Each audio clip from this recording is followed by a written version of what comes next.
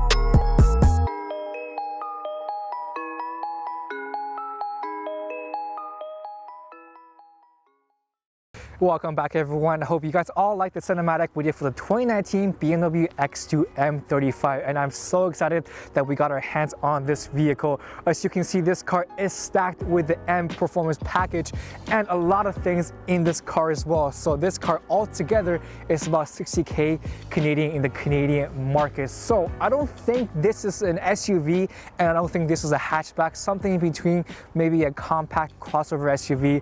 Now this is a brand new model as well for the X series in the BMW lineup. This is actually smaller than the X1. As you can see, the more or the higher number you go up in the X model lineup, the bigger the car is, right? So X3 bigger than the X1, X5 bigger than the X3, right? So this is kind of unique to itself in the X model lineup. As you can see, there is this kind of bronze gray theme going on for the exterior styling. Number one, you can see hugs the nose over here, right here, kind of a chiseled chin finish, and in the mirror caps and the model designation that's found in the rear. This is what we found in the BMW M7 series. Pretty cool and luxurious feel to the X2, right? So what do you guys think about the front styling of the bumper? I kind of feel like it's very different and pretty aggressive. And look at how low this car kind of sits in the front, giving the sporty aggression. And I don't think this, once again, should be belonging into the SUV platform, right? The nose, the grills all done in chrome black, pretty cool. And there's some pretty key component for aerodynamics that's found behind the nose, right here in this little inlet. And here's where air can goes in and cool the brakes, right? So this design over here that we found in the X5 is fake, but this is actually fully functional. And of course, the headlights are all done in LED, finishing off with a pair of big fog lights right beneath it. This guy's right here, very different. I don't see that a lot, and I think this kind of gives me an additional aggression and sportiness of the X2, right? Moving at the profile of the vehicle, again, M Sport wheels, 19-inch wheels, done in two tones, silver and grayish black with the big M brakes right here. So intrusive and in your face, especially when it's done in blue. But for me, I kind of like it if it's even possible to match the caliper color to the exterior body color. Is that too much? I'm not sure, guys, but I think for me that would literally be in your face every single time you look at the car, right? Additional M badge done in the, bronze gray finish over here, very cool. Here's the mirror caps we just talked about. And additional color for the profile is this gray side skirts, pretty cool. I don't know if I like it. Do you guys like it? Leave it in the comment section below and let me know, right? And the rear of the bumper kind of really falls flat for me, right? So I don't know how I feel about the rear bumper. It's not too exciting. I mean, there's too many grooves here. Falls off the rear bumper. The X2 and the M35i badges all done in the bronze gray finish, right? This is the M performance package spoiler on top, and the exhaust tips are pretty aggressive, and the sound in this car is absolutely amazing. And because this car is fully loaded, it is equipped with hands-free power tailgates.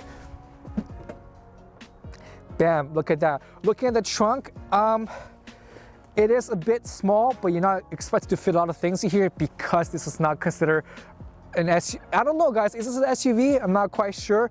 What really bothers me in the trunk is that not only it doesn't have the rear lever to fold the seats, there's a pretty deep groove that if I want to take out the suitcase and it is heavy, I have to really muscle up and get over this hump of the rear cargo space, right? So pretty cool feature. Additionally to the rear trunk is this compartment over here.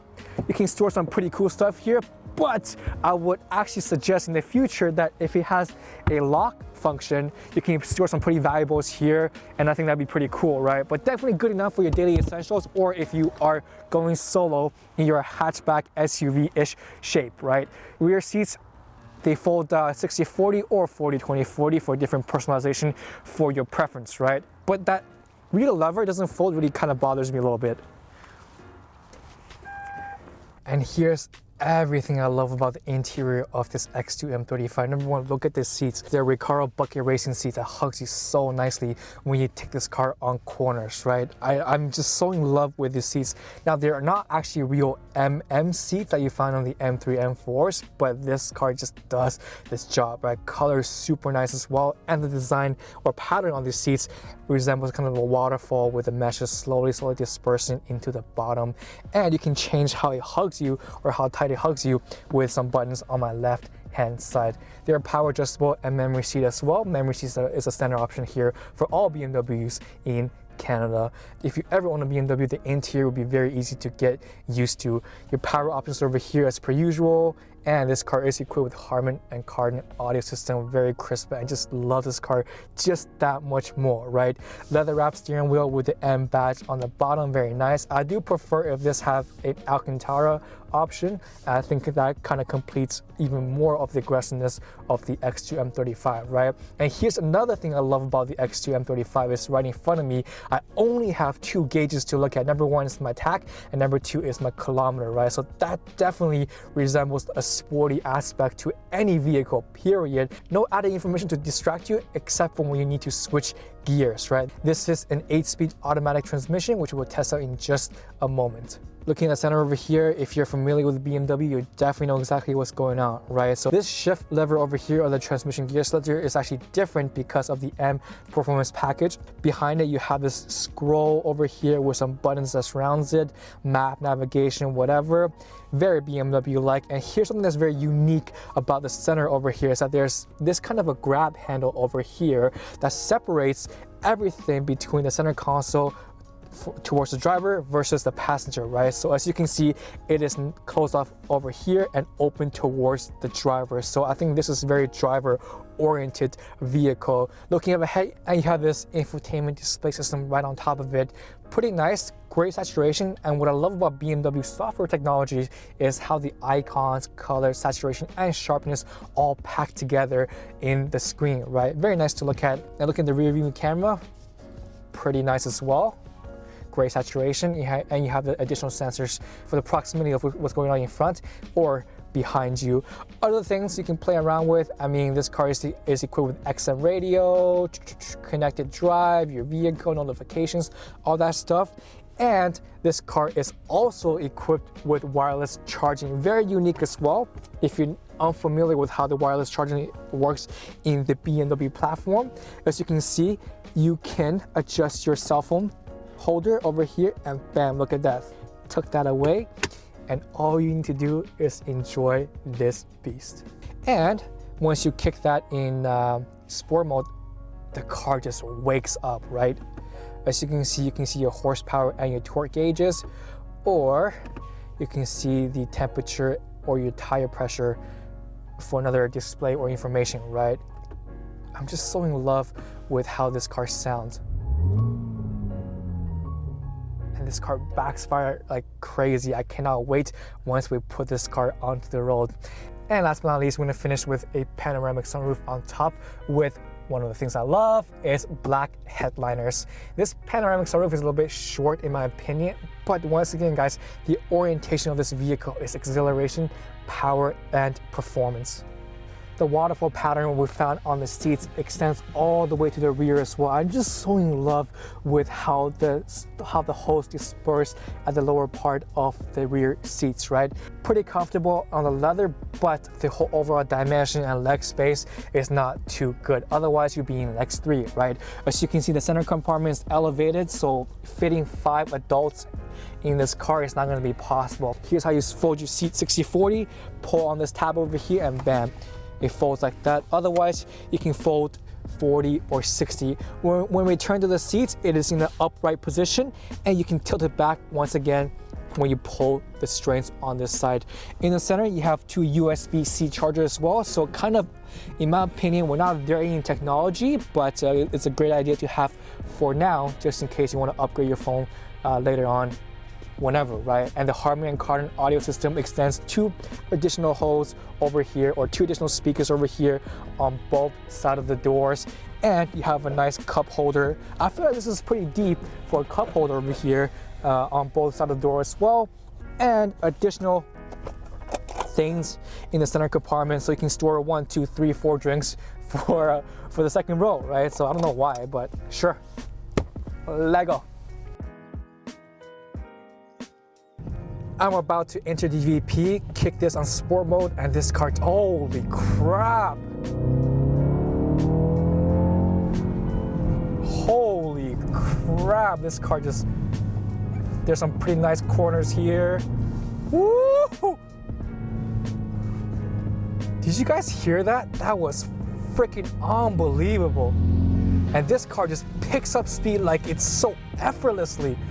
I'm gonna hit that in the M mode and see how the paddle respond, right? But what do we have here? Why is this car so exciting? We have a 2.0 liter 4-cylinder engine giving you 306 horsepower and 332 pound-feet of torque. This is actually the fastest BMW 4-cylinder ever manufactured, right? 0 to 60 in just under 5 seconds. I'm gonna switch over the lanes. Downshift.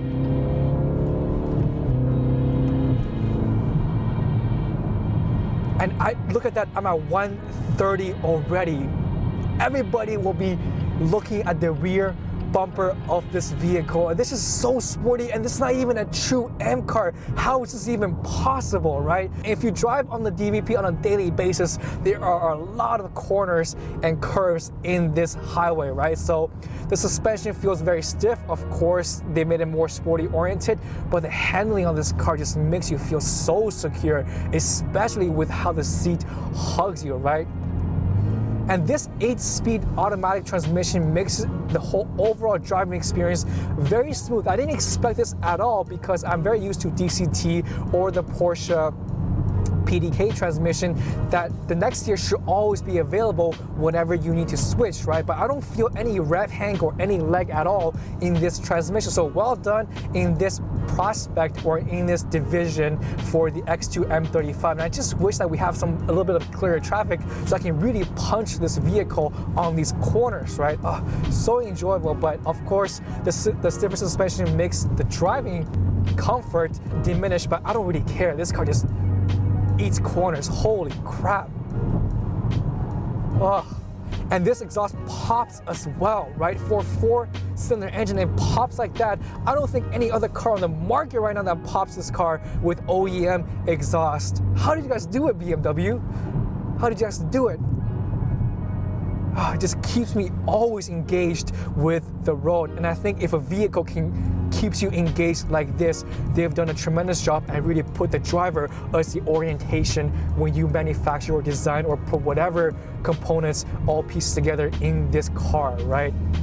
I just wish everyone would get out of my way so I can punch this car. And of course, everything that you really want to put this car to the test should be on a track. But how many of us can really say that we take our car to the track and really push everything to the limit, right? At the end of the day, this is still a day-to-day driving vehicle, but it just wakes you up every single moment when you put your foot onto the throttle. And the steering feels very stiff as well, a very traditional BMW stiff steering. Very precise nonetheless. I just wish I can open up the throttle on this road because the curve definitely complements the overall dynamics of this car. I wish can you guys hear that? How aggressive this exhaust sounds? Ugh. Amazing. Absolutely freaking amazing. For a non-true M car, ugh. I'm gonna switch over to the dials over here for the Sport and see how my horsepower and my torque is doing and how it responds to it.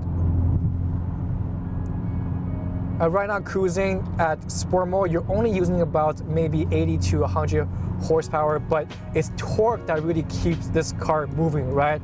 And of course, this car is equipped with xDrive. This car is front-wheel drive biased vehicle with about, I would say, 70-30, but the exact numbers, don't quote me on this, guys. I'm not entirely sure, but the way BMW does the xDrive is that it can send 100% of its available torque to either front or the rear wheel whenever traction is needed or whenever the computer calculates in certain road scenarios, right? So that's pretty cool on the xDrive platform. And what's also really cool is how it allows you or carries you over in slippery or low traction environment, right? So if you're driving on a snowbank or on icy road, the traction in the front wheels when you enter the icy road will be less, right? So more traction is sent to the rear wheels or more torque, so the rear wheel will carry or move the vehicle forward, and once everything finishes and once the front wheel detects traction after you pass the icy or the snowy road, more torque will be used in the front wheel and carries the back wheel forward, right? Different all-wheel drive method in different vehicles, right? The closest thing to this will be the super handling all-wheel drive system found in the Acura platform. All very enjoyable and will pretty much all get you out of the sticky situation if you do encounter it. One thing I did notice with the xDrive and BMW is that they're not very cooperative or very, powerful in off-road scenarios, especially if you take this car to the desert, maybe mud or undeveloped road with huge amount of gravel, right? So there's a lot of debate on the BMW forums or online that really talks about how the xDrive is great for everyday drive or even snow or low traction area, but not necessarily good for an off-road environment. Of course, why would you even take this car off-road anyways, right?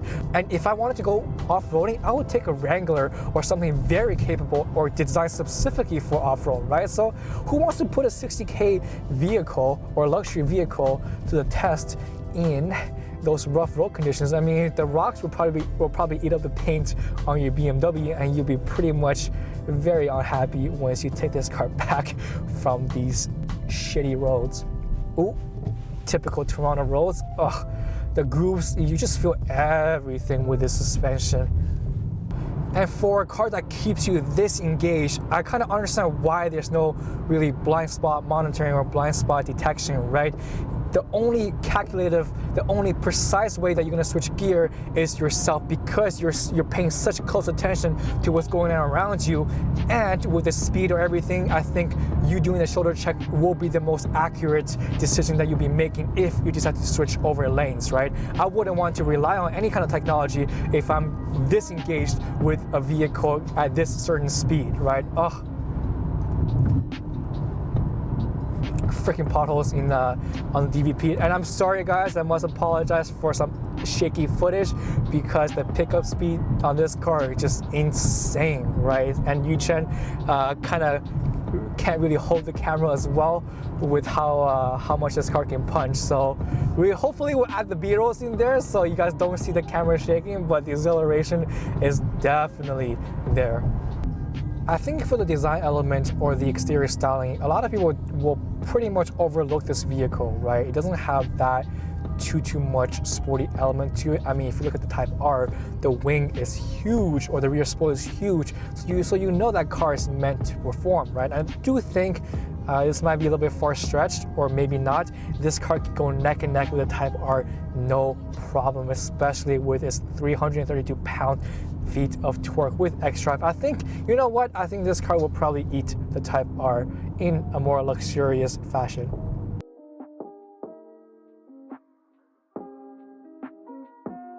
So that's it for me today, guys. I hope you all enjoyed the review and the cinematic we did for the 2019 BMW X2 M35, and what a joyride it has been. I want to give a quick thank you to Adam for letting us experience this vehicle. Thank you, Adam. You're such a good guy.